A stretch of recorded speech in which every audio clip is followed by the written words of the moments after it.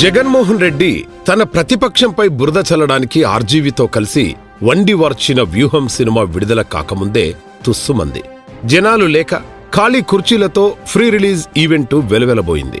అయితే జగన్ రెడ్డి వ్యూహానికే దిమ్మ తిరిగే వ్యూహం ఒకటి తాజాగా అమలైంది.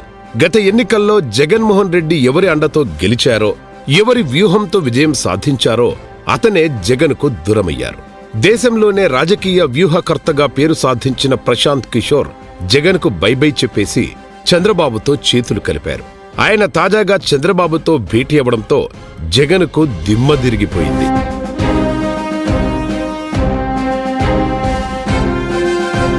జగన్ను అనవసరంగా గెలిపించానని, వైఎస్ఆర్సీపీ వ్యూహకర్తగా ఉండకుండా ఉండాల్సిందని కొన్నాళ్ల క్రితం ప్రశాంత్ కిషోర్ స్వయంగా అన్నారు.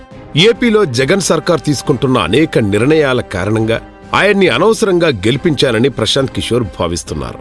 అదే ఇప్పుడు జగన్ నుండి విడిపోవడానికి దారితీసింది. ఐపాక్ సలహాల్లో భాగంగా చంద్రబాబును అరెస్టు చేయొద్దని తాను జగన్కు చెప్పానని, కానీ తన మాట జగన్ అస్సలు వినలేదనేది కూడా ప్రశాంత్ కిషోర్ వెర్షన్. మొత్తానికి జగన్ విధానాల పట్ల విసిగిపోయిన ప్రశాంత్ కిషోర్ తన పంథా మార్చుకున్నారు. టీడీపీ వైపు మొగ్గు చూపారు.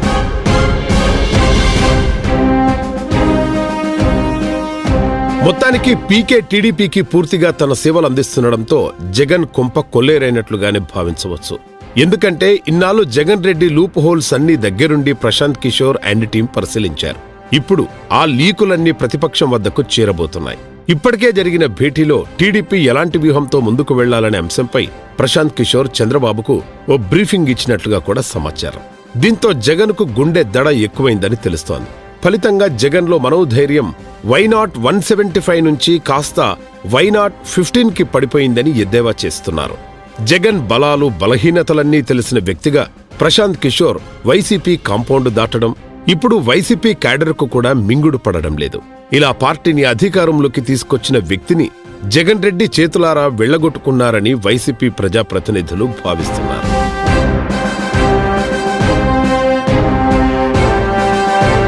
చంద్రబాబు పీకే భేటీ కావడంతో ఇక సీఎం జగన్ కు మరింత గడ్డుకాలం మొదలైందని విశ్లేషకులు భావిస్తున్నారు.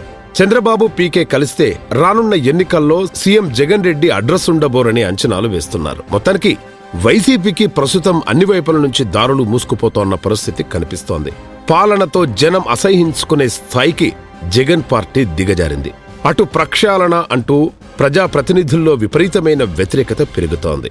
ఇప్పుడు రాజకీయ వ్యూహకర్త కూడా దూరం కావడంతో జగన్లో మరింత ఆందోళన పెరిగిపోయినట్లు సమాచారం.